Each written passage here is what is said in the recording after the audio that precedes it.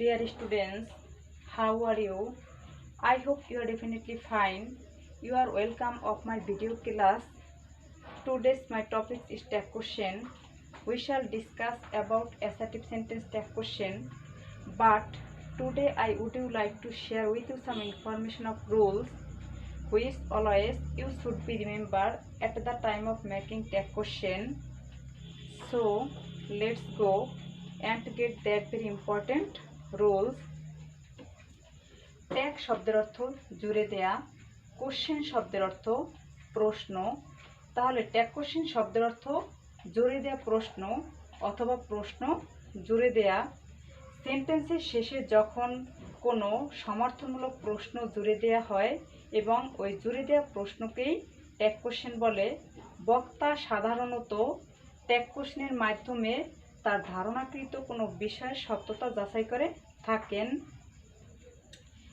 You have to follow just only 3 structure. 2 structure is assertive sentence and 1 structure is imperative sentence. Assertive sentence के যখন আমরা tag করব তখন দুটি গঠন অনুসরণ করব। assertive sentence কে দুটি ভাগে ভাগ করা হয়, affirmative sentence এবং নেগেটিভ সেন্টেন্স। অ্যাফার্মেটিভ সেন্টেন্সের শেষে যখন আমরা প্রশ্ন জুড়ে দেব তখন প্রশ্ন জুড়ে দেব নেগেটিভ ট্যাগ। আবার নেগেটিভ সেন্টেন্সের শেষে যখন আমরা ট্যাগ জুড়ে দিব তখন অ্যাফার্মেটিভ ট্যাগ জুড়ে দিব।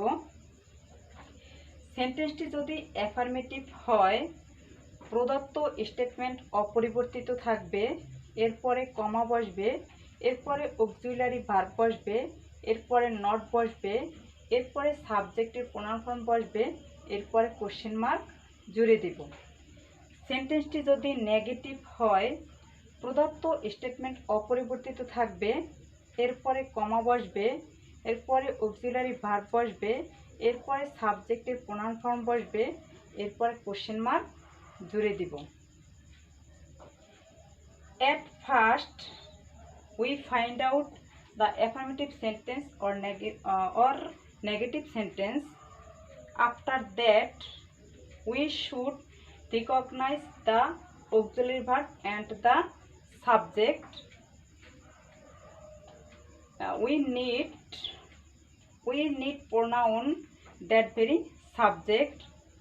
প্রশ্নে যে সেন্টেন্সগুলো দেয়া থাকবে ওই সেন্টেন্স থেকে আমাদের প্রথমেই শনাক্ত করতে হবে অক্সিলারি ভার্ব এবং সাবজেক্টের প্রোনাউন ফর্ম। তাহলে কিছু এক্সাম্পল দেখি। Number 1, I have finished my studies. সেন্টেন্সটি affirmative sentence.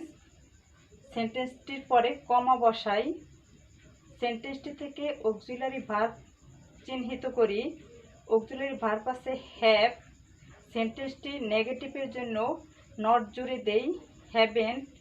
সেন্টেন্সটির subject I, question mark জুড়ে দেই। Number 2, you were not writing then. সেন্টেন্সটি নেগেটিভ সেন্টেন্স। সেন্টেন্সটির পরে কমা বসাই, সেন্টেন্সটি থেকে অক্সিলারি ভার্ব নির্বাচন করি। অক্সিলারি ভার্ব আছে ওয়ার। সেন্টেন্সটি নেগেটিভ, প্রশ্ন জুড়ে দেই অ্যাফার্মেটিভ। সেন্টেন্সটির সাবজেক্ট ইউ, কোশ্চেন মার্ক জুড়ে দেই। Number 3, Mina works hard. সেন্টেন্সটি অ্যাফার্মেটিভ সেন্টেন্স। সেন্টেন্সটির পরে কমা বসাই, সেন্টেন্সটি থেকে অক্সিলারি ভার্ব নির্বাচন করি। সেন্টেন্সটিতে কোনো অক্সিলারি ভার্ব নেই। সেন্টেন্সটিতে আছে প্রিন্সিপাল ভার্ব ওয়ার্কস এবং ভার্বটি আছে প্রেজেন্ট টেন্সে। সেন্টেন্সের মধ্যে যখন এই প্রিন্সিপাল ভার্ব থাকবে তখন আমরা ওই ভার্বটি শনাক্ত করব যে প্রেজেন্ট টেন্সে আছে না পাস্ট টেন্সে আছে। প্রিন্সিপাল ভার্বটি যদি প্রেজেন্ট টেন্সে থাকে তাহলে প্রেজেন্ট টেন্সের অক্সিলারি ভার্ব নির্বাচন করব ডু অর ডাস। প্রিন্সিপাল ভার্বটি যদি পাস্ট টেন্সে থাকে তাহলে পাস্ট টেন্সের অক্সিলারি ভার্ব শনাক্ত করব ডিড। সেন্টেন্সটি প্রেজেন্ট টেন্সে, সেন্টেন্সটির প্রিন্সিপাল ভার্ব প্রেজেন্ট টেন্সে আছে প্রেজেন্ট টেন্সের auxiliary verb do or does. এখন এখানে তোমাদের অসুবিধা হচ্ছে যে কখন তোমরা ডু ভার্ব বসাবা এবং কখন তোমরা ডাজ ভার্ব বসাবা। ডাজ ভার্বের জন্য শনাক্ত করবা সেন্টেন্সটির সাবজেক্ট যদি থার্ড পারসন সিঙ্গুলার নাম্বার হয় এবং ভার্বের সাথে যদি এস বা এস যোগ থাকে তাহলে ডাজ অথবা ডাজেন্ট নির্বাচন করবা। তাহলে সেন্টেন্সটির সাবজেক্ট আছে থার্ড পারসন সিঙ্গুলার নাম্বার এবং ভার্বের সাথে আছে এস বা এস যোগ। আমরা অক্সিলারি ভার্ব নির্বাচন করলাম ডাজ। সেন্টেন্সটি অ্যাফার্মেটিভ, ট্যাগ জুড়ে দিব নেগেটিভ। ডাজেন্ট সেন্টেন্সটির সাবজেক্ট মিনা, এর pronoun form she, question mark জুড়ে দেই। Number 4, Jamil broke the glass. সেন্টেন্সটি অ্যাফার্মেটিভ সেন্টেন্স। সেন্টেন্সটির পরে কমা বসাই। সেন্টেন্সটি থেকে অক্সিলারি ভার্ব চিহ্নিত করি। সেন্টেন্সটিতে অক্সিলারি ভার্ব নেই, আছে প্রিন্সিপাল ভার্ব এবং প্রিন্সিপাল ভার্বটি আছে পাস্ট টেন্সে।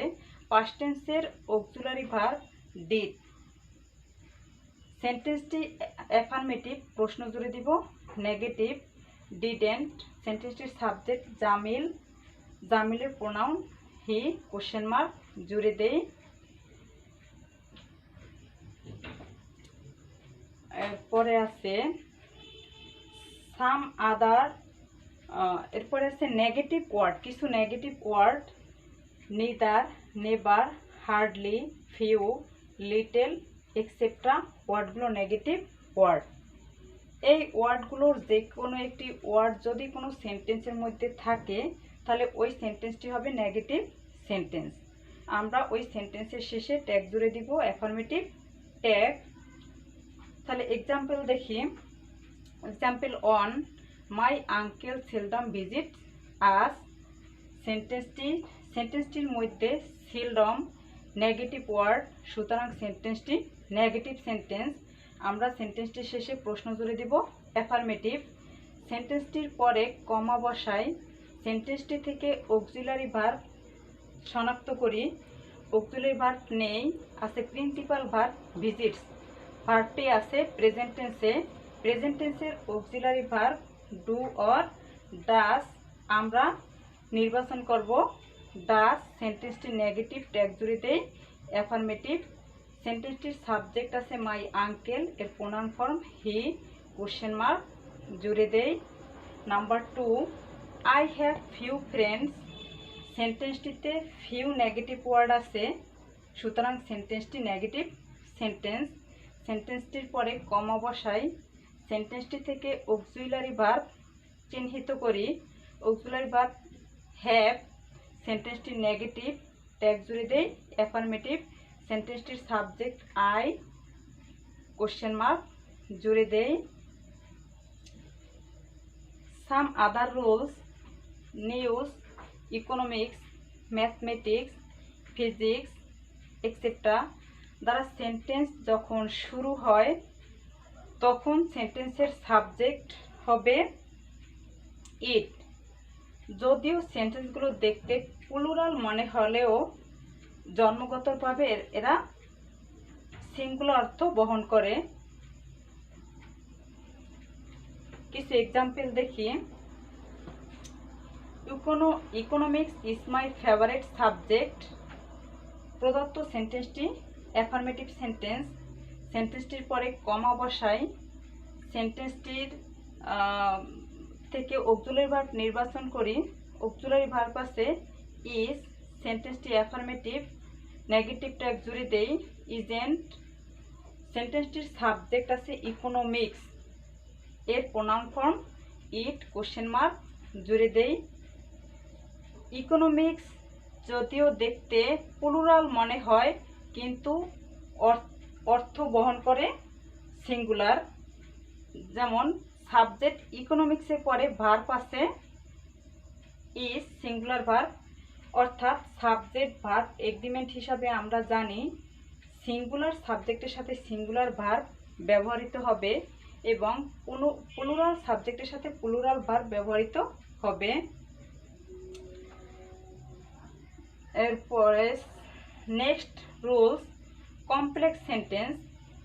কমপ্লেক্স সেন্টেন্সের যখন আমরা ট্যাগ করব তখন আমাদের জানা দরকার কমপ্লেক্স সেন্টেন্সের এলিমেন্টস জানা দরকার। কমপ্লেক্স সেন্টেন্সে সাধারণত একটি প্রিন্সিপাল ক্লজ এবং একটি সাবঅর্ডিনেট ক্লজ থাকে। আমরা কমপ্লেক্স সেন্টেন্সের যখন ট্যাগ করব তখন কমপ্লেক্স সেন্টেন্সের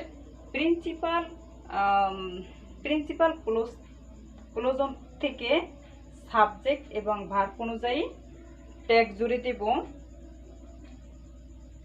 এক্সাম্পল দেখি, this is the boy which my brother. সেন্টেন্সটি কমপ্লেক্স সেন্টেন্স এবং সেন্টেন্সটি অ্যাফার্মেটিভ সেন্টেন্স। এই সেন্টেন্সটিতে প্রিন্সিপাল ক্লজ আছে this is the boy, subordinate clause আছে হুইচ মাই ব্রাদার। তাহলে আমরা প্রিন্সিপাল ক্লজ থেকে কোশ্চেন মার্ক নেব। Principal clause this is the boy, সেন্টেন্সটিতে অক্সিলারি ভার্ব আছে ইজ, নেগেটিভের জন্য নট জুড়ে দেই ইজেন্ট, সাবজেক্ট আছে দিস, কোশ্চেন মার্ক জুড়ে দেই। Next rules, the rich, the poor, the blind, the pious, the old, the brave etcetera ইত্যাদি সাবজেক্ট দ্বারা যখন সেন্টেন্স শুরু হয় তখন আমরা এই সাবজেক্টগুলোর প্রোনাউন ফর্ম ব্যবহার করব দে। কারণ এই সাবজেক্টগুলো দেখতে যদিও সিঙ্গুলার মনে হয় কিন্তু এরা অর্থ বহন করে প্লুরাল। এক্সাম্পল দেখলেই বোঝা যাবে যে সাবজেক্টের পরে কোন ভার্ব আছে। The rich are not always happy, সেন্টেন্সটি নেগেটিভ সেন্টেন্স, সেন্টেন্সটির পরে কমা জুড়ে দেই, সেন্টেন্সটি থেকে অক্সিলারি ভার্ব নির্বাচন করি, আর সেন্টেন্সটির নেগেটিভ সেন্টেন্স প্রশ্ন জুড়ে দেই অ্যাফার্মেটিভ, আর সাবজেক্ট আছে দি রিচ। ভালো পর্যায়ে পড়ছি।